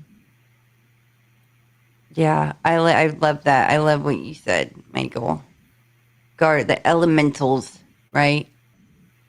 But Yeah, that's why, because there's things that I've coming to a conclusion of some of the ancient tech I've come across, some of these ancient sites and sort of organic crystalline like AI type thing, or I call it the organic intelligence. You start of coming to the conclusion of like seeing how majority of like a lot of humanity operates and thinks and power hungry and things they would do, like where yeah, you start to appreciate when you understand of why certain things are guarded and because the first thing you do when you like wake up to things is like, I have to run and tell the people, right?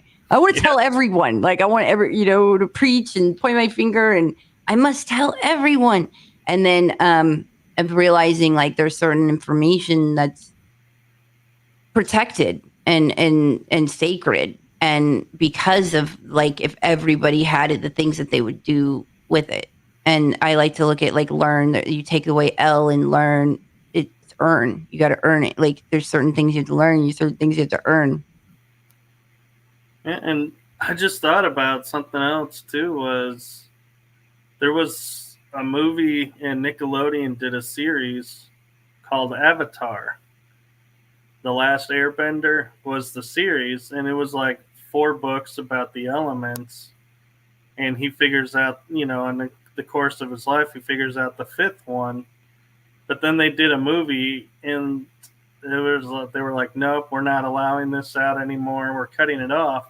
But Mm. the interesting thing, it was like I was just thinking about it as I was describing the elementals, was the Avatar who was their they tell you in the story it's one person, which I feel like that's just their way of control. It's not really one person, but the story goes is he has to master earth, he has to master fire, master water, master air. Then he goes into the spirit realm, which would be the fifth element. And only in that aspect, when he's mastered all, can he walk in both worlds. Mm. And what are we just now saying? To get through the gate, you may have to pass through an elemental. How could you do that? Be the equal. Mm. Oh, I love it. Oh my gosh. And that takes it back to um, water, of what we were saying earlier about water is the mediator between physicality and the zero point energy of the quantum field. And so I'm just like applying that. Yeah. That's why I love doing these shows. Is Yeah, you're amazing, Michael. I love how pretty, you think. And yeah, I really enjoyed this, and yeah. I So appreciate you. I do have one last question, and it's one that I have had on my mind since you first sent me your logo and everything. Is the child behind you with the eye patch and everything?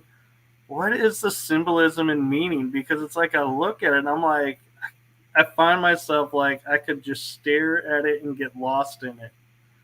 Okay, I'm glad you asked. It's actually a copper. It's supposed to be like a copper, like a plate, and it's like you notice that you need a key, right? Like, Right. and then this is my eye, and then if you look over here, it is the Vesica Pisces, which is huge for me, and for a lot of reasons.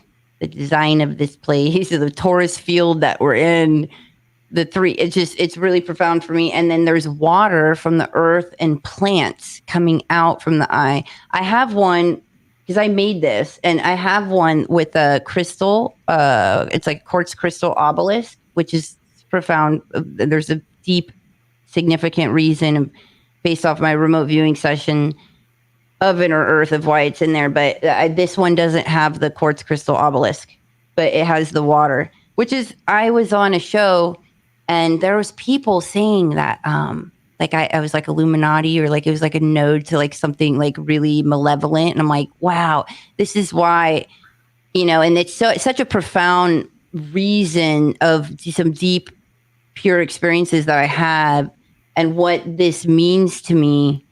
And just the fact that how everything can be depicted as like this one eye symbolism, and like this node to like, this is like there's a demon behind Julia. And it's like, oh my God, I'm alarmed at your discernment. Or it's just lack of, it's just lack Well, and of. what's interesting is, to me, it's like I see the two eyes like you're describing, but the forehead, it's like it's the dawn. It looks like the sun is rising between the two eyes, and it's like the dawn of a new day in the pineal gland area. Yes. And and the pineal, and that's another thing is a lot of my visions, like it's with my eyes open, and the visions that I've had. And, our bodies emit a type of light called biophotons, which are weak particles of light. And they're not visible to the naked eye, but, through special instruments you see it. But the eye itself emits light when exposed to ambient photons. And so this light emission's been linked to brain activity and visual perception. And so, and that's where a lot of my profound things have happened, is like literally through light and using my vision and my pineal. So, but it's also too kind of like a crown, and it reminds me of like a Inanna Hecate, like Athena, like a warrior goddess type vibe that I feel a lot of love for. So I'm so glad that you asked, because a lot of people just assume. But it's near and dear to my heart. No, I get it. And it's like that's why I was like saying, it's like I was drawn to it and like getting lost in it. It's like I didn't feel any bad or anything like that from it. It's like there was a curiosity to it. I was like, I knew there was a story, but it's like I wanted to know. Wait, you thought it was a child? You thought it was like a little girl? I thought it was a child, yeah, at first. I looked at it and then I was like, well, it could be where we all began from. Right. And this is what we're going back to, kind of image. No, that means the world to me. Especially, we got to get back to the water, you guys. We got to what I recommend is going to, like, if you look up a local spring and start adjusting the water, and look into like a really good filtration system. And I do not endorse Enagic. I'm not for that. There's another company. It's on my Facebook that I recommend. There's some other good ones, and pray over your water before you drink it. It's programmable. It can hear you. It makes a difference. Cool. So, where can people find you? Okay, juliakamman.com, JuliaKamman. This is it. You just put a .com after that. Or my YouTube channel I recently started is the same name, Julia Kamman. And then on Instagram, okay, nobody ever gets this. Okay, my Instagram is Holly Julia's. It's Holly Julia's, but everyone thinks it's like Haley. They're like Haley Julia's. Like they don't get it, and I love it. I like puns. I'm a big dad puns person. Just call me Rapunzel. No, but yeah, Holly Julia's. So HALLEJULIAS, and then yeah, on Facebook I'm Julia Kamman. So just remember the pink light. So I do know I found the website, so that is in the description.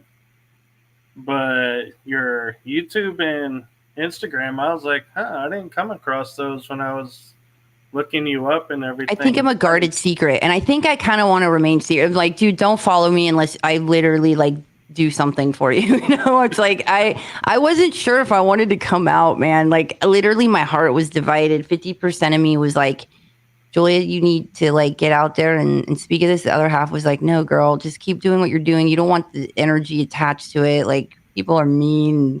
I don't know. Like, I was divided for a long time over it, but this is, I'm out now.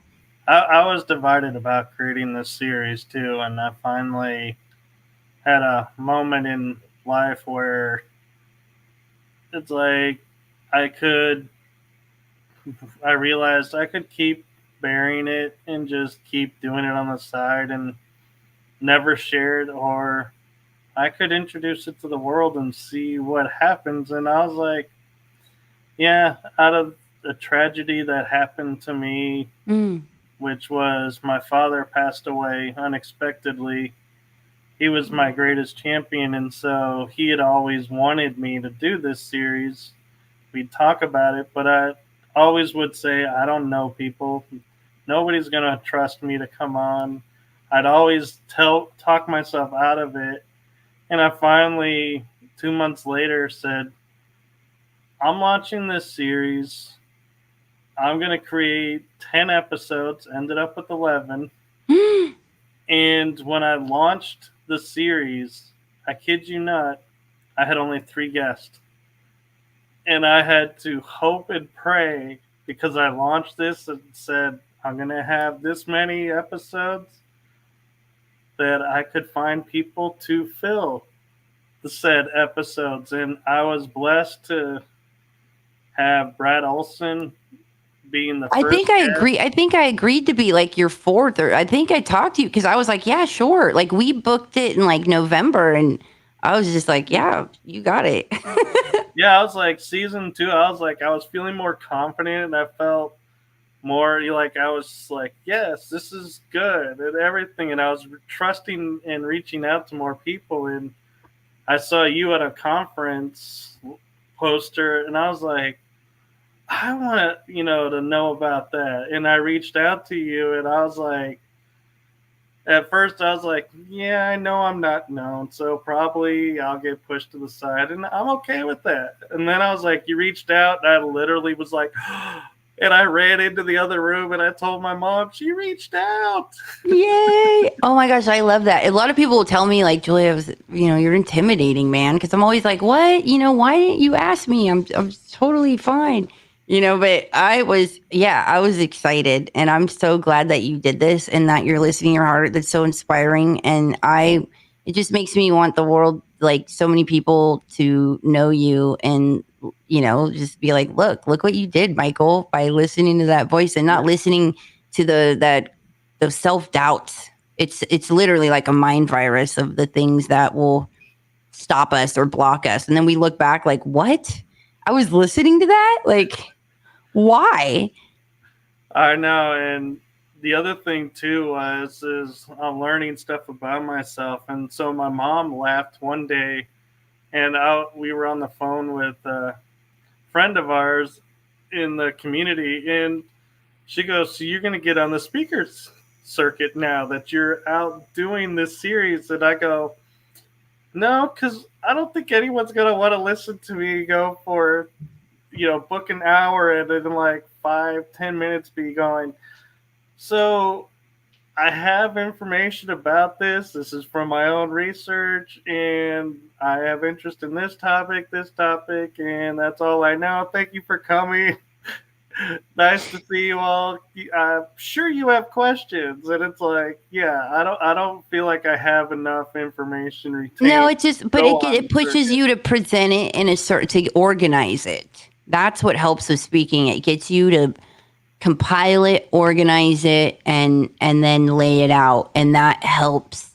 And sometimes when you talk to me, like all kind of like with certain stories and details, like I could become like I get very Sicilian Italian mob boss. Like, yeah, there was this guy, right? Like when I like, yeah, photons, our body emits them. And it's like, yeah, but explain exactly how. And it's like, like it shoots out of our eye.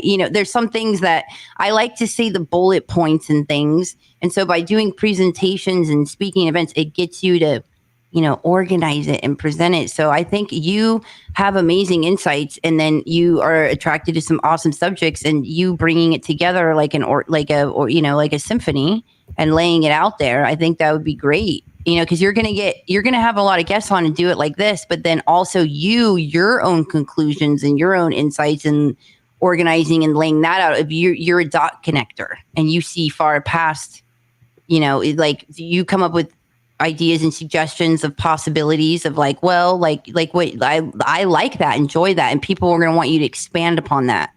Of like, okay, the Nazca line, of taking your insights and getting more detailed and filling in that presentation space. Michael, you got this. That's amazing. I'm so happy that you did this. Well, and what helped was I had two guests that I was talking with them before the show, and one of the things that they said was, I like how you do conversation, and watching the one episode I had done. And so I was like, okay, cool. And then while we were in the interview, I go, hey, I had this, thought come to mind of an experience. Do you mind if I share it? And they were like, looked back at me and they're like, dude, share it. Don't ever hold it back. And I was like, we want you as a host to share your experience. And so yeah. Yes. So absolutely. I was grateful to have that input, because I'm like, as a podcast host, my mentality was always put the guest forward. Everyone wants to hear the guest. They don't want to hear me. And so I would keep quiet, and I'd be messaging after the show going, yeah, this or that. They're like, why didn't you say that? And I'm like, now it's more of it's an equal conversation. Yeah, you like I said, you have like some pretty awesome insights, and you can make a whole series on just just a couple of those of you that with the imagery. These are the Nazca line, like and taking that further. What you said about the portals, like, come on, Michael, dude. I'm gonna be following up with you. Like, did you do a video? Like, because you got to have some solo ones, straight up. You got to have some and expand upon your insights. And I like how you take it to anime. I mean, I don't watch anime, but like that, the Bleach, like that. There's a giant guarding portal. Like, that's a good decode. Yeah, and it's like, and we were talking one day on one of the episodes about, how we need to get back to nature and everything, and fairies, and and I said, well, maybe the fairies evolved into the elementals, because they seem to, one disappear as the other becomes more known. And he's like, that's a possibility. We don't know. And then we started talking about like the movie Dune, where these people live in the desert riding worms all over the place, and we're like, how do these people live in the desert? And I'm like, yeah, there's all these decodes all around for us that we just never pay attention to. Yeah, and I think that the more we flirt with that, like I always say, like my ideal day would be to train like a warrior and then just sit around in a steam room with like Socrates and Plato and theosophize, and then to eat like a warrior after battle and do other things, dance and stuff. But I like entertaining things and talking about it. And it's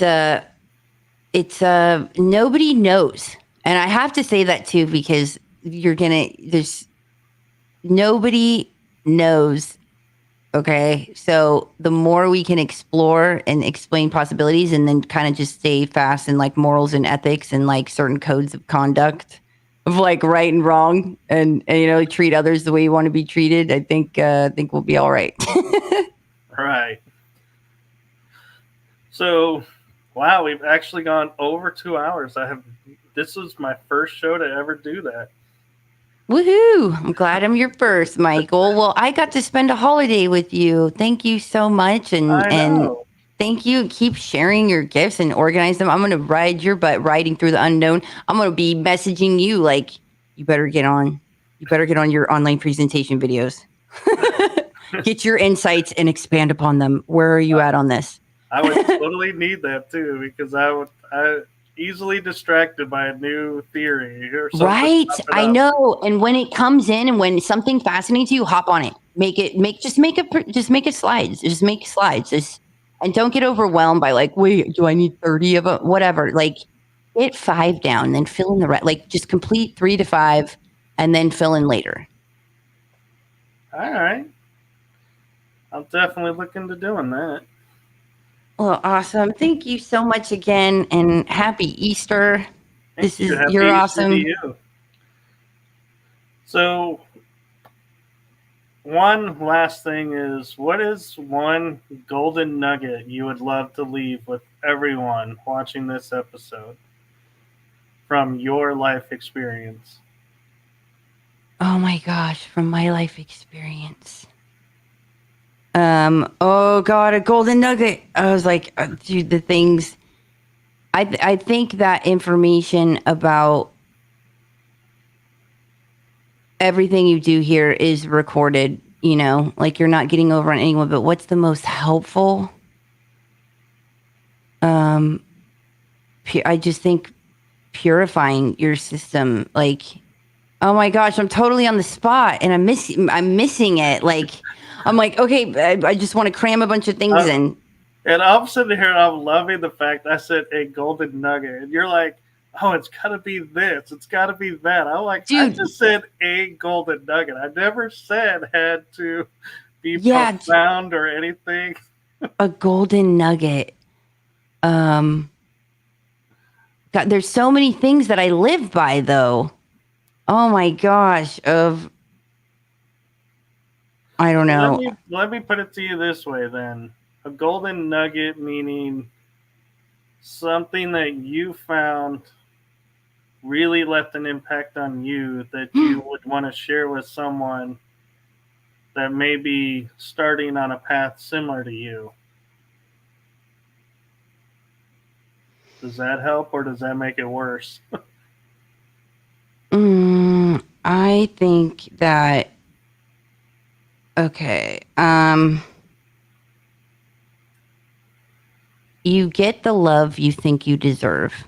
Okay? You deserve what you tolerate. So sometimes with love, like, it's easy to settle or, like, to do things and that you get the love you think you deserve. So, like, realize you deserve more. But a lot of people look for the right person, like, try to become the right person first. And like 2 broken people don't make a whole person. And I feel like a lot of us of coming back to the love, like what if that's the name of the game here? What if we're here to love? What if that's the game and everything's designed here to keep you out of your heart, to not find love, to not love yourself? And that's supposed to be the highest frequency, right? Is love. Well, I always say like right above the love frequency is authenticity. So of like, okay, well, how are you loving ourselves? I feel like so many of us we're criticizing ourselves and we're battling negative thoughts every day. Like, that's why when people are critical of me, I'm like, dude, I don't need any fucking help. Nobody needs help criticizing themselves. Like, we each got that covered. Okay, there's something about this place, whether it's coming from another force or spirits or darker, whatever, or just ourselves that are thinking negatively and critical. So, of adjusting that and appreciating yourself and loving yourself and knowing that you have a purpose and that a discipline is that's what it takes. Like, we're taught that loving yourself, you give it whatever you want. If you love something, you'll give it everything and everything it wants. And that, like, discipline's bad. Like, if you can't have something, and that loving yourself is disciplining yourself. So, discipline yourself with like eating right and working out and doing the right things and doing spiritual practices of like certain meditation. But yeah, no, I'm taking it way too far. But that heaven, really, there is a place that exists. Your soul is immortal. You could get there by the way that you live. But yeah, loving is important as well. Okay, yeah, I took that way too far. I took that way too serious, and I overchanged my answer. I think it was perfect. I think it was perfectly said, and I feel like a lot of people are going to resonate, and that's going to resonate with them hearing that. And some people needed to hear that. Like Sam M is saying, awesome advice. Thanks, Sam. So I want to thank everyone in the chat room, and especially thank Julia for coming on. I know it was a matter of trusting, and so I thank you for trusting me enough to come on, and had a lot of fun. And as I say goodnight to everyone, I just want to reiterate kind of what Julia was saying, and saying, make every day a beautiful day, fill it with love and joy, and keep lifting yourself up. It's too easy to fall into the mind trap of, did I do enough? Could I have done better? And if anything, I would say remember the one line I love most from the movie Dune: fear is the mind killer. Woo! So let go of the fear, let yourself soar, and find the love. As Julia pointed out, we find the love we feel we deserve and resonate to. So don't settle. Find and take the time to find what you're looking for. So good night, everyone.